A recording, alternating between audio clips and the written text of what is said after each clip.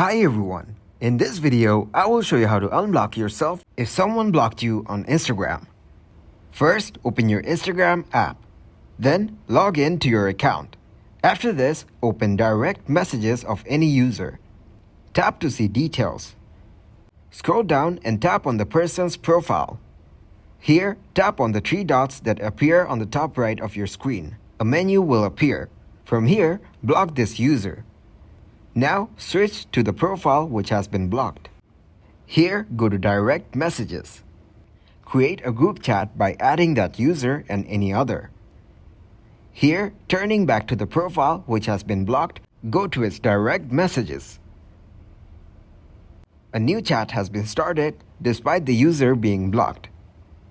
Here you can send any message to the user who has blocked you. So this is how you can unblock yourself if someone has blocked you on Instagram.